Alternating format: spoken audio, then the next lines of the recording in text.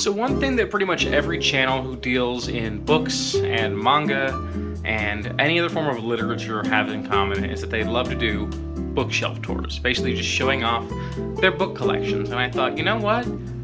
That honestly sounds like fun. I love watching those videos. Why not do one very early on in my book collecting hobby so I can look back on it later and realize maybe how much my collection has grown or how much it's shrunk. You know, how my tastes have changed over time. I think there's a lot of cool reasons to do a video like this. And so yeah, let's go ahead and jump into it. Starting with my top row here, this is basically my Terry Goodkind shelf. And so growing up, when I was probably 10 or 11 years old, I found the Legend of the Seeker TV series on YouTube, of all places.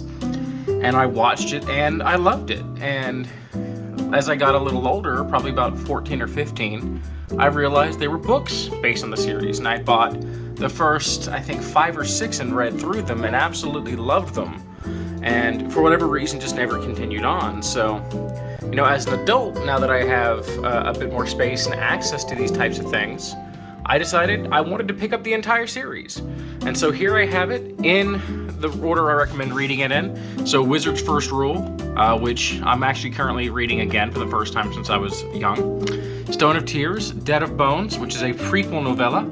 I'd recommend reading it right after Stone of Tears. That way you don't, that way nothing in Dead of Bones spoils you, but you'll have all of the information in mind for future novels. Basically, if you read it before these first two, it will spoil things from these 2 books, but if you read it afterwards, there's no risk of spoiling, and it's close enough in proximity to the earlier chronology that everything still has the desired impact. Blood of the Fold, Temple of the Winds, Soul of the Fire, Faith of the Fallen, The Pillars of Creation, Naked Empire, Chainfire, Phantom, and Confessor. That makes up the original series plus the prequel novella. Then we have The First Confessor, which I recommend reading right after Confessor.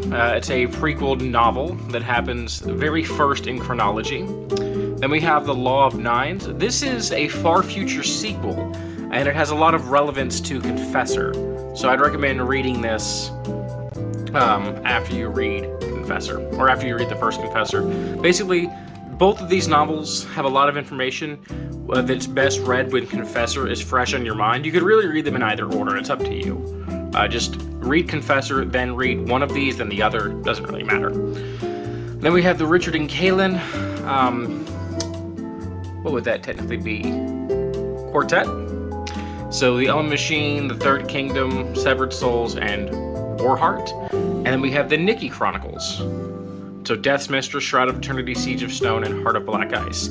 Now this doesn't make up everything. We also have the Children of Dahara novella collection. This collects the 5 novellas. And I would actually recommend reading these intermixed with the Nikki Chronicles. So read the first novella, then read Death's Mistress, then the second novella, then Shroud of Eternity, then the third novella, then Siege of Stone, then the 4th novella, then Heart of Black Ice, and then finishing with the 5th novella, which is also the last thing Terry Goodkind wrote before he passed away. So yeah, the Sword of Truth series gets a lot of hate, mostly because Terry Goodkind was an awful human being, and I won't deny that now. He absolutely was. But his books were fun, and I really enjoyed them. Dark at times, but definitely fun. So give them a shot for yourself before you just buy into all the hatred. Then we have the start of my Legend of Drizzt collection. So we have the Dark Elf trilogy, the Icewind Dale trilogy, the Legacy of the Drow quartet, and the Paths of Darkness trilogy. Now this was originally issued as a quartet, meaning 4 books. However, one of the books in here got repurposed into the 3rd book, I believe, of the next trilogy, which I don't currently have any of yet. So, pretty good collection of novels there, saving a lot of shelf space in these nice, beautiful hardcover forms. I do have one more R.A. Salvatore omnibus coming in, which compiles the was it called? The Hunter's Blade trilogy, which is the trilogy that takes place after the Sellswords trilogy, which is the trilogy after Paths of Darkness. So I still need to get the other 2 books for the Sellswords trilogy, and then I'll be all in chronological. And then there's a ton more after that. So we have the Fantastic Beasts screenplays. I am missing the Secrets of Dumbledore screenplay, partially because I'm still pissed that it has a different cover style, and I'm kind of waiting for... There's a seller on Etsy who makes a custom dust jacket for the Secrets of Dumbledore that matches these 2, and I kind of want to wait for him to start selling again so I can order the dust jacket and have it ready for when I get the book. Then we have Harry Potter and the Sorcerer's Stone, Harry Potter and the Chamber of Secrets, Harry Potter and the Prisoner of Azkaban, Harry Potter and the Goblet of Fire, Harry Potter and the Order of the Phoenix, Harry Potter and the Half-Blood Prince, Harry Potter and the Deathly Hallows, and Harry Potter and the Cursed Child.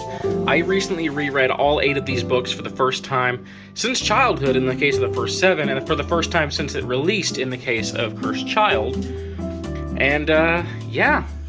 It was a great time revisiting these books, honestly. Even Cursed Child, for its many faults, there are things in here that I really enjoyed, so definitely looking forward to talking about these books at length. Then we have my Inheritance cycle, so Aragon, Eldest, Brisingar, and Inheritance. Now just waiting on Murtaugh to release so I can add it to the shelf. I know I technically need to get the spin-off story. I will eventually, it's just not a big priority for me. And this is the Japanese Myths and Tales. God, you can't really see that, can you? Yeah, Japanese Myths and Tales. It's just a compendium of stories from Japanese culture and mythology. Then down here we have the Chronicles of Narnia Signature Edition Omnibus, compiling all 7 of the books. The Witcher, The Last Wish Illustrated Edition. H.P. Lovecraft Tales of Horror Compendium. Bram Stoker's Dracula, which I tried desperately to read this month for a book club, and it's a good read. I just, for whatever reason, couldn't get into it, so I'm kind of saving it for another time. I don't know why, but just wasn't feeling it. Then we have The Strange Case of Dr. Jekyll and Mr. Hyde. This book, Blood Dreams, I actually know nothing about.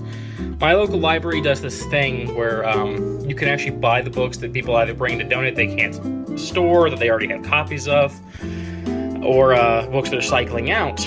And so you can buy the hardcovers for 25 cents a book and the paperbacks for 10 cents a book, or you can fill an entire bag for $1. The latter, which is what I chose to do whenever I picked this book up. And I thought I'd give it a shot. I haven't jumped into it yet, but could be interesting. Jupiter and Gilgamesh. This book I picked up simply because of the tagline, A Novel of Sumeria and Texas. That was at a free library, so I thought I'd grab that. The Silmarillion, The Hobbit, and Lord of the Rings. Love having these beautiful illustrated editions. Dragon Riders of Pern Omnibus, collecting the first 3. Dark Souls Mask of Vindication. The Inheritance games, which was fine. I know a lot of folks love the Inheritance games. I enjoyed my time with it enough to finish it, but I'm not entirely sure that I want to pick up the next book and continue reading. It is currently a 4-book series with a 5th book on the way. The Murder Complex, this was another book that I picked up from the library at the fill a bag for $1 thing. So picked that up and read it. Definitely interesting, kind of in a similar boat with it that I am with the Inheritance games, though. I'm trying to decide if I want to read the next story or not, because it was fine. It was a good book, but I just don't know if I want to invest in the rest of the story yet. I plan to do a full video review of everything I've read eventually. Gilgamesh, this was another free library pickup, the New English edition. Really enjoyed that. I do have some issues with it, but overall a fun time and probably the best way to read the Epic of Gilgamesh. Magic the Gathering, War of the Spark Ravnica in this awful paperback edition. I ordered the hardcover, they sent me the paperback. Nothing against paperbacks, this one sucks. And to be fair, the story kind of sucks, so I guess it fits. Another one that I'm not sure. I will get the second book to this one just because I'm trying to get all of the Magic the Gathering novels. It's just, in terms of a book, it's not worth it. We have a couple of Fable books. We have Edge of the World and Blood of Heroes. Then we have the book I bought purely for the controversy, Lolita. I've heard this was a really well done book, a really engaging read, but also one that will make you feel absolutely disgusted. And so I'm very curious to see exactly what that's all about, so that should be fun.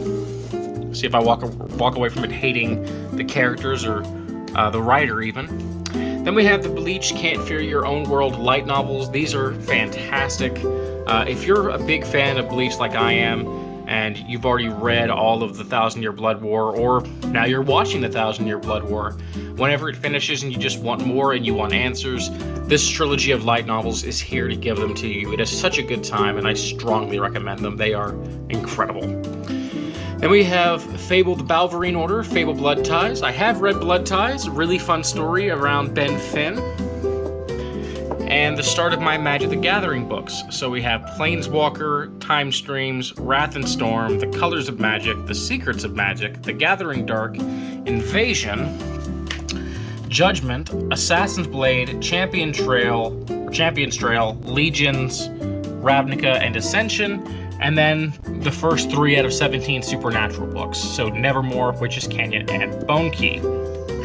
And that's not technically all, because there are a few books here that are either duplicates and or book club editions or other editions that I'm replacing, books that I just didn't get into, that I DNF'd, or that I bought with the intention of giving away, things like that. So, we have some James Patterson books scattered in here. Not really my thing. I thought I'd try them out. They were part of that fill a bag for $1 deal, so I did. Didn't really vibe with them, so giving those away.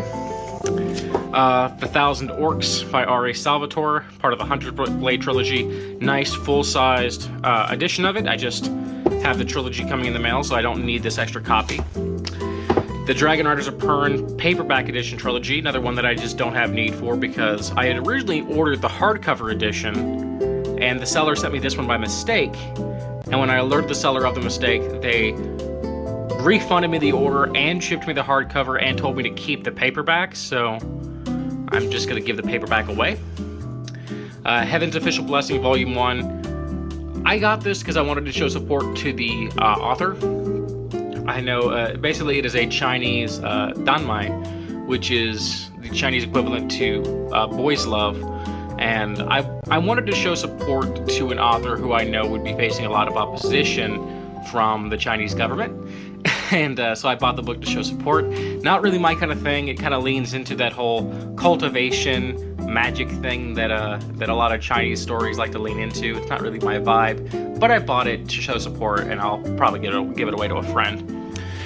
And here we have a couple book club editions of books. I want to do a whole video about book club editions, the pros and cons to them and the annoyance of them. These were originally part of an order I placed through Thrift Books, ordering most of the series, and they, don't advertise when something is a book club edition. If you don't know, book club editions are smaller, often will have worse paper quality, but not always. In like these cases, these are actually better paper quality than the first editions, which is insane. And they have their pros and cons compared to the first editions, but since they are smaller, they don't really match up on the shelf all that well, and you can see why that would be annoying. Same thing for Pillars of Creation. This is actually a good example. So here we have the Lone Drow, part of the Hunter's Blade trilogy, and here we have the Thousand Orcs. Book Club Edition, original. You can see that huge size difference and why that might be a problem on the shelf. So again, don't need that book anyways. This is one that I technically do need a copy of, Promise of the Witch King, which is the second book in the Sellswords trilogy, but again, it's a book club edition, so I want my set to be the same size on the shelf. Then here we have an extra Dark Elf trilogy and Icewind Dale trilogy, again, both book club editions that I'll be giving to friends. A German copy of Final Fantasy Final Fantasy Stranger of Paradise. No, sorry, what is this called? Yeah, I got it right the first time, Lost Stranger. A manga that I really enjoy, but don't need a German copy of. All my manga is in storage anyways. A paperback copy of Brizinger, a paperback copy of Divergent, and then up here, a couple paperback or mass market paperback books. We got Ill Wind and The Lost Gate. And that is it. That is my bookshelf tour. That is everything that I currently own. I do have books coming in the mail. Specifically, like I mentioned, I have that Hunter's Blade trilogy coming in the mail. I have one of the Brian Lee Durfee books coming in the mail. And trying to think of what else. I know there's at least... Oh yeah, I ordered the Cleric Quintet in hardcover, so hopefully they fulfill that order. The price is kind of low, so I'm a little worried they won't, but it's another R.A. Salvatore omnibus. And I also have a bit of fan fiction for Harry Potter coming in the mail that I had printed in hardcover form that I'm excited to show everybody. Don't want to spoil that. I'll be making a full video on that when it comes in. So, yeah, there it is. My unedited, very lazily done bookshelf tour. So, I hope you guys enjoyed this. I hope you all found it, entertaining just watching me show off book spines and ranting coherently for a bit about the Sword of Truth series. And yeah, I'll see you next time. Take care.